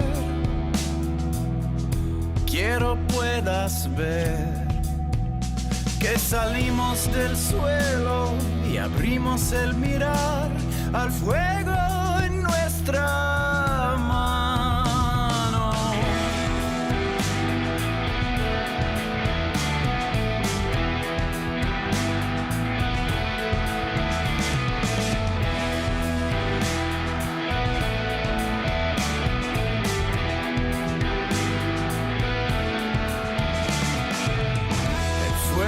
Habló en lenguas, el tambor fue el sol. Bailamos en aliento, con silencio en el pulmón, y el tiempo se borró. Somos el fuego, somos la mano, creamos el sueño, hicimos el plano, nacidos del cielo, paridos del llano. Somos el fuego, somos la mano.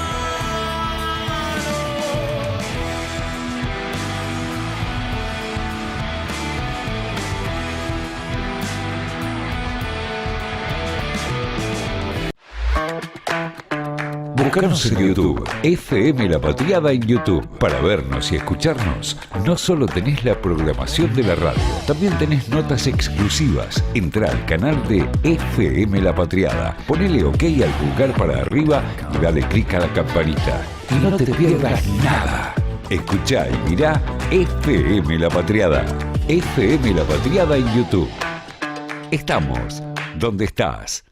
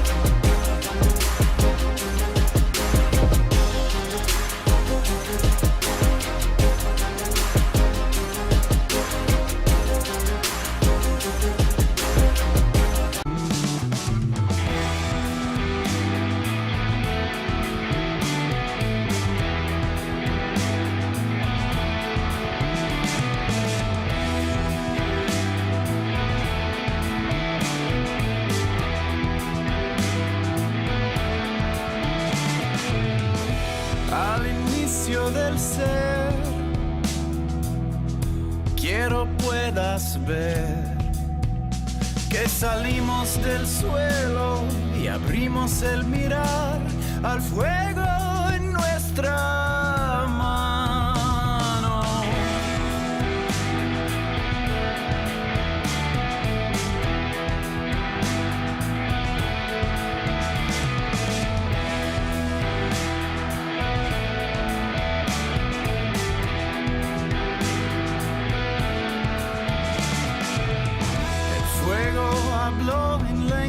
Doble Fondo, con Analía Argento, Javier Leukovics y Martín Piqué.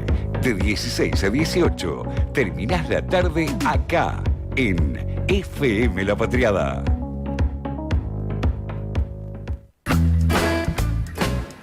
...32 pasaron de las 17 horas. Si te querés comunicar con nosotros, esto es Doble Fondo aquí en La Patriada. Nos podés escribir a las distintas aplicaciones y plataformas. FM La Patriada está en Facebook, en Instagram, en TikTok. También nos encontrás en Spotify y hay una aplicación para escuchar para Android y también para los teléfonos de otro tipo, ¿no? Como el que vos tenés, ¿no? Sí. Que son los iPhone. Los iPhone, sí, exactamente. Bien. Y en este momento de la tarde vamos a, después actualizar algunas noticias que están ocurriendo en tiempo real. Vamos a recordar también que Analía Argento se encuentra en la Feria del Libro, así que por hoy no la tenemos aquí en la conducción y nosotros tenemos más contenido.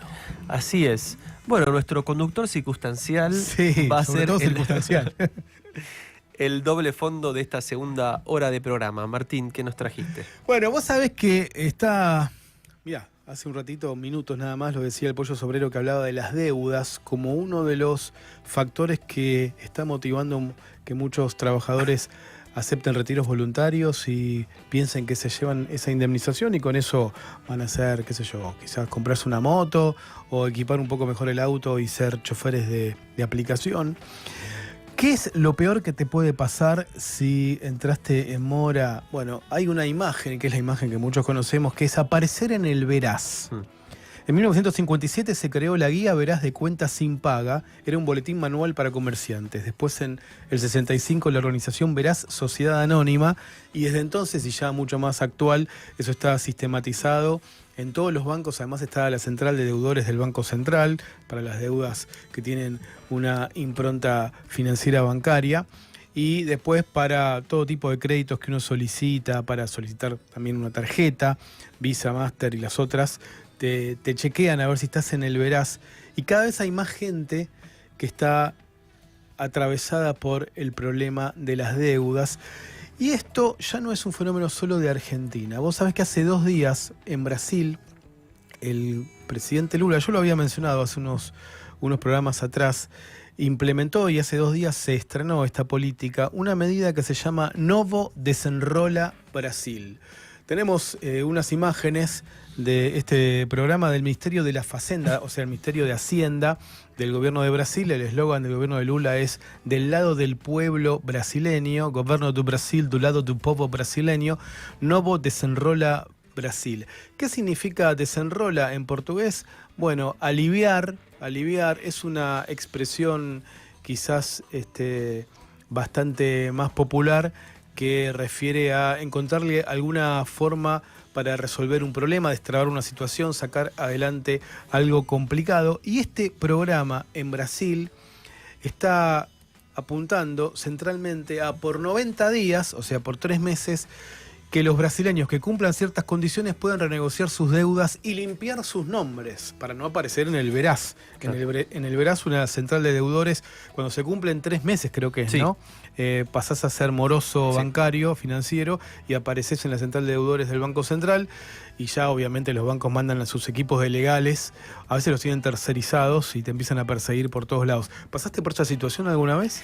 Por suerte no. Bueno. ¿Vos? Sí, por suerte sí, pude salir de esa situación. Claro. Desenrola Familias, este programa de Lula, propone sacar un nuevo crédito con descuentos para las deudas contratadas o contraídas hasta el 31 de enero del 2026, y tiene algunos beneficios. O sea, vos pagás una deuda con intereses más altos de tarjetas o de billeteras electrónicas con una nueva deuda con tasas subsidiadas que te da el gobierno de Brasil.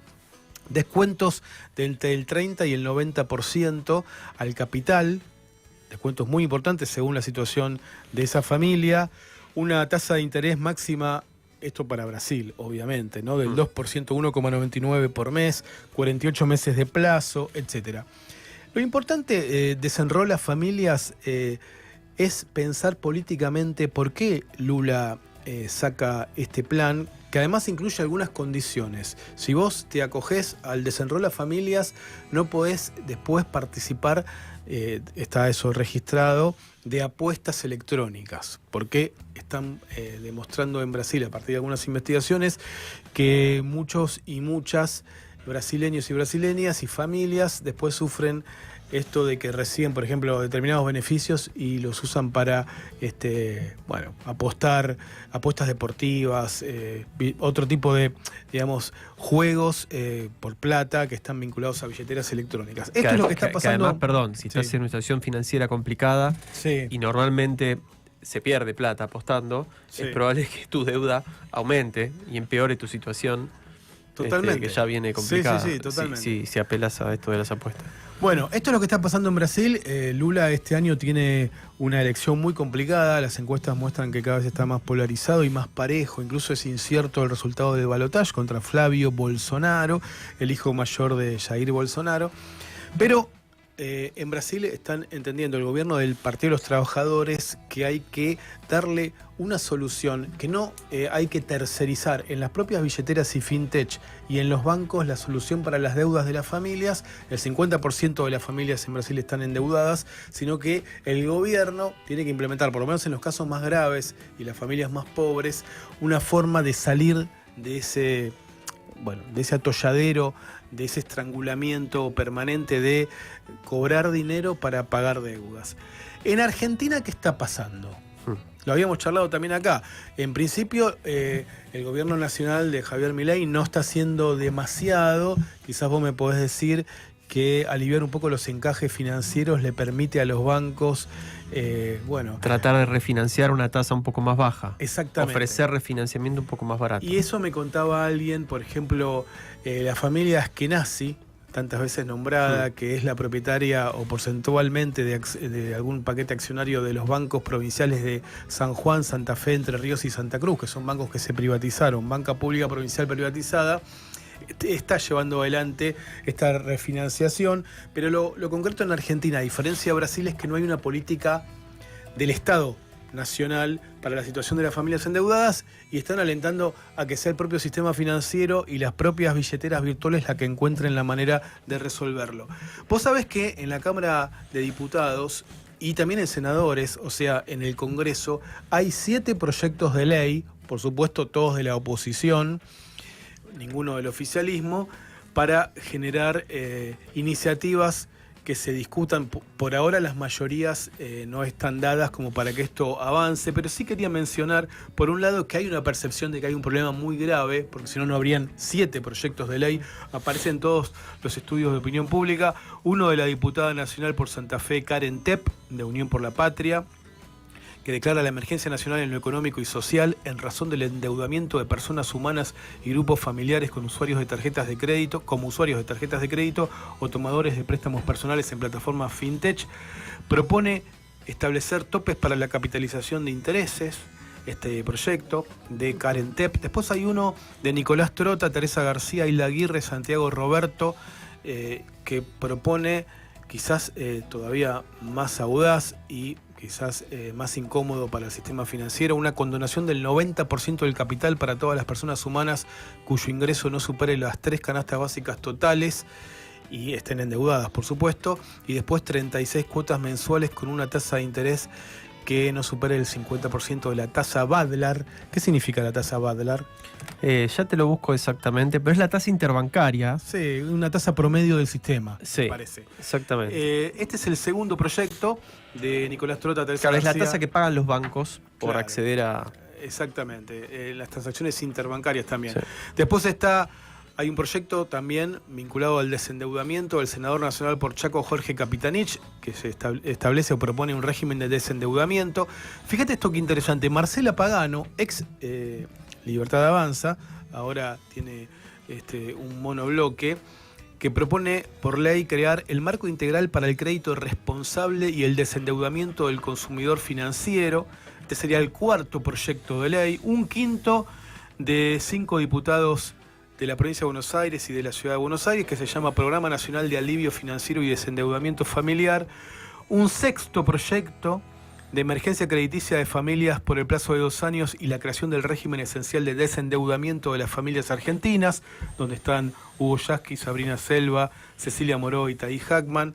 Evidentemente son muchos los proyectos, este es el sexto, y yo tengo aquí en mis manos el que me pareció a mí más significativo, algo lo comenté acá, es el séptimo proyecto de ley que propone una solución para las familias endeudadas también de un bloque opositor. En este caso lo firman Guillermo Mitchell, hablamos con él en el día de ayer, Miguel Ángel Pichetto, atención, Natalia Lazota, Emir Félix, diputado nacional por Mendoza, del peronismo mendocino, Nicolás Mazot, Juan Pablo Luca, Ernesto Alí, Marianela Marclay y Victoria Tolosa Paz. Centralmente, ¿cuál es la particularidad de este proyecto de ley que establece un programa de desendeudamiento de las familias argentinas? Es utilizar el Fondo de Garantía y Sustentabilidad del ANSES. Y acá viene una discusión que me parece interesante plantear, porque en los gobiernos peronistas del kirchnerismo, ¿te acordás que había créditos a tasas subsidiadas para mantener la actividad económica cuando fue el problema de Lehman Brothers? Creo que llamaban créditos del Bicentenario. Bueno, el caso de General Motors. Claro, fue el más conocido. El más conocido. Quizás permitió desarrollar el desarrollo del petróleo y el gas no convencional allí en Añelo y en Neuquén. Y después uno puede pensar que este gobierno, con el Fondo de Asistencia Laboral, el FAL, que le retira recursos a la seguridad social, también está pensando en utilizar fondos que deberían financiar al sistema de la seguridad social para financiar despidos ¿no? Exactamente. Un programa de despidos futuros en el marco de la reforma laboral. Bueno, la discusión ideológica acá es, bueno, utilicemos los fondos del ANSES, pero para ayudar a las familias que no pueden salir de esa rueda. ¿Viste esa imagen? Es una imagen incluso de la antigüedad, medio mítica de la Grecia antigua, de la figura que sube una roca hasta la cima de la montaña y se le cae al llegar y está permanentemente atado a esa situación. Bueno, vamos a dar el detalle entonces de este séptimo proyecto, el que impulsan Michel y los otros diputados que mencioné, que además tiene un carácter transversal a los partidos, porque no está solo el peronismo kirchnerista, si vos querés, está también Pichetto, Natalia de la Sota, Victoria Tolosa Paz. ¿Cuáles son los detalles o los me parece como idea a mí, me parece muy interesante? El ANSES va a cancelar directo la deuda con la tarjeta o la fintech en el supuesto caso que esto llegara a aprobarse. Pero yo creo que si no hubiera una continuidad del gobierno libertario y la situación de las deudas se sostiene en 1 año y medio como principal preocupación, no descarto podría ser un tema para un futuro gobierno, como está haciendo Lula en Brasil, ¿no? Sí. ¿A quiénes está apuntado este proyecto que utiliza fondos del ANSES para darles un crédito a tasas más bajas a determinada población? Bueno, tienen que cumplir ciertos criterios, ¿no? Esos criterios son... en principio se trata de un crédito de solamente 1.500.000 pesos, no es un monto grande por persona, a una tasa de referencia del Banco Central más 10 puntos porcentuales, que el TAMAR, que es la tasa de referencia del Banco Central para préstamos en pesos, es una tasa muy, pero muy accesible, y está dirigido a trabajadores jubilados y monotributistas de las categorías más bajas de ANSES, que tengan este problema. A mí me parece interesante la población objetivo entonces, jubilados y pensionados que cobren hasta 6 jubilaciones mínimas, digamos, en sus ingresos mensuales. Aquellos beneficiarios de la asignación universal por hijo y la asignación por embarazo, trabajadores en relación de dependencia que ganen hasta 6 salarios mínimos. El personal de casa, en esa parte del país, esa riqueza y la podemos explotar por la tecnología que se trajo de parte de Chevron, etcétera. Y bueno, es toda una discusión. Si se puede utilizar, y es un debate posible, seguramente hay sectores que lo van a considerar algo quizás escandaloso, y a mí me parece que escandaloso también puede ser, es parte del debate, utilizar esos fondos o restarle esos fondos al ANSES para financiar con esos despidos, ¿no? Sí, hay dos puntos, me parece que es interesante. Recuerdo que en su momento, con el debate de la utilización de los fondos del ANSES, un poco la justificación en ese momento del gobierno kirchnerista era que venían a reforzar digamos, el empleo, la generación de empleo formal, que en definitiva es la fuente de la cual se nutre el sistema previsional, ¿no? Porque parte del salario de los jubilados, de los haberes previsionales, se fondean con salarios actuales, con lo cual la justificación era si se refuerza el salario, la solidaridad intergeneracional. Los trabajadores activos financian a los trabajadores pasivos. Claro. Por decirlo así, si el ANSES de repente otorgara un crédito a una empresa que quiere invertir y esa empresa genera empleo, bueno, hay cierta circularidad en cuanto a la obtención de recursos, que es justamente lo opuesto a lo que va a financiar ahora la ANSES, como vos decís, que es justamente despedir gente. O sea, que la ANSES va a financiar futuros achiques adicionales de su propia base imponible. Y después, otro punto que me parece piola, también interesante para debatir, es, hay una parte de este aumento de la morosidad. Yo no he leído ningún estudio que lo detallara con mucho... que diera mucho detalle al respecto, pero hay una parte que está vinculada al fácil acceso al crédito a través de las billeteras virtuales. Ni hablar. ¿No? Entonces, en este caso, en donde... Con tasas es así, ¿no? Claro, con tasas... De expoliación. Claro, pero bueno, está la plata fresca ahí a mano, no llegás a fin de mes y rápidamente a través de la billetera, ni siquiera tenés que ir al banco o a una financiera. Igual eso me parece que empezó a cambiar, porque es tanta la morosidad, sobre todo en las billeteras virtuales, Mercado Pago, era bastante fácil endeudarte, pero después ahora ya no es tan fácil. Claro.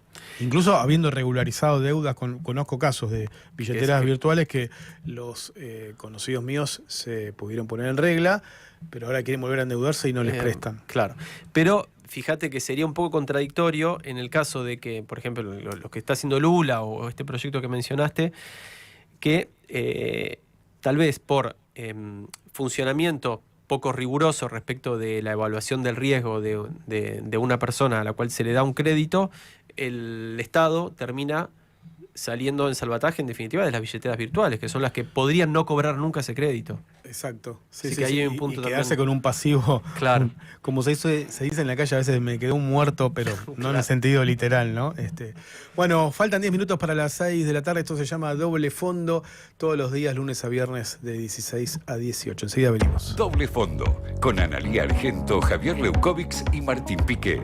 De 16 a 18, terminás la tarde acá, en FM La Patriada.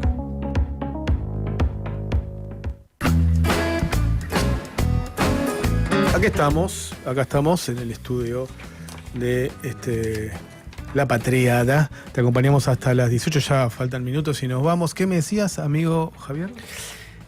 Los bancarios anunciaron, ojo con esto, un paro parcial para el miércoles de la semana que viene. Miércoles 13, Bancaria convoca paro nacional durante las 3 últimas horas de atención al público para el miércoles. ¿Qué están Así demandando? Ojo. El gremio de Palazzo, Sergio Palazzo. Exactamente. ¿Qué están demandando? Denuncian el cierre sistemático de sucursales y la ejecución de despidos injustificados en todo el país en el banco hipotecario, entre otras cosas. Así que ojo con los que tengan que hacer un trámite el miércoles. Sobre el final de la jornada no va a haber bancos. Bien, muy bien. Vamos a recordar entonces que Analía Argento, la conductora de este ciclo, de este programa, va a volver mañana. Hoy estuvo en el acontecimiento literario por excelencia, que es la Feria del Libro, con la presentación de un libro colectivo sobre los 50 años del golpe del 76 de Editorial Marea. Y bueno, nos quedan algunas cuestiones del estribo. Sigue el efecto de la suba en la calificación de esa calificadora, perdón la redundancia, que es Fitch, ¿no? Sí. Con las acciones argentinas para arriba. 10% con Wall Street para arriba, ¿qué significa? Y es bastante, un gran repercusión de la novedad.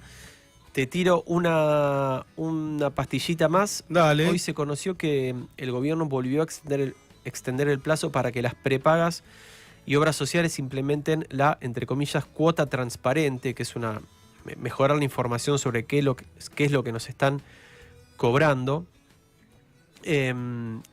Desde que se comunicó la medida a principios de año, ya van 180 días desde que de margen para las empresas para que lo implementen, y te lo contextualizo de esta manera. Uh-huh. Encontré datos bastante interesantes al respecto, que ahora los perdí, pero... yo aprovecho también acá, para perdón, decirte... Dale, acá, dale. Lo encontré. Encontraste. Que hablan de, claro, las prepagas desde noviembre de 2023 aumentaron un 417%, muy por encima de la inflación y del resto de la mayoría de los precios. A ver, repetí el porcentaje de aumento. Prepagas. Prepagas desde noviembre de 2023 aumentaron 417%. Estos son datos del Instituto Argentina Grande. ¿Qué pasó desde ese momento hasta ahora? El que encabeza Gabriel Catopodis. Exactamente.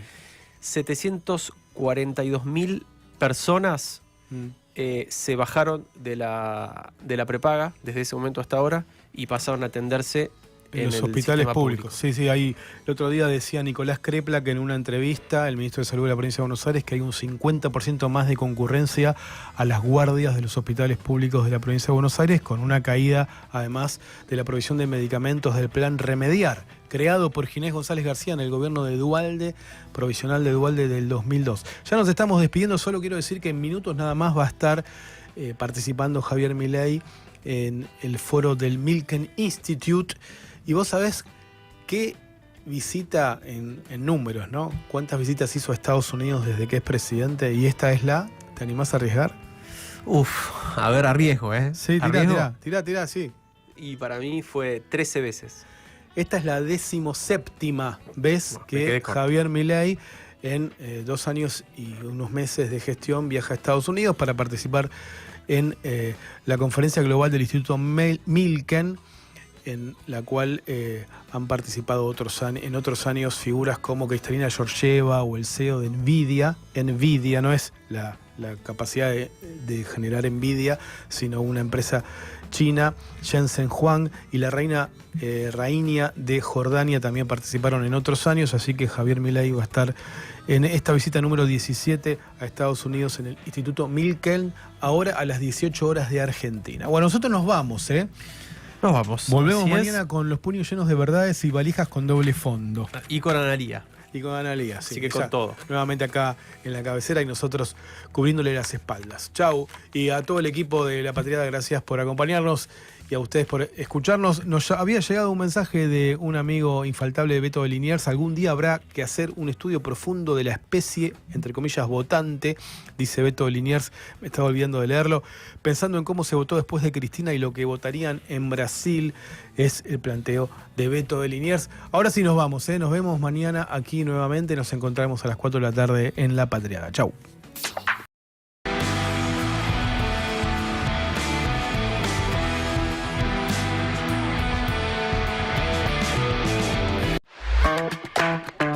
Buscanos en YouTube, FM La Patriada en YouTube. Para vernos y escucharnos, no solo tenés la programación de la radio, también tenés notas exclusivas. Entrá al canal de FM La Patriada, ponele OK al pulgar para arriba y dale clic a la campanita. Y no te pierdas nada. Escuchá y mirá FM La Patriada. FM La Patriada en YouTube. Estamos donde estás.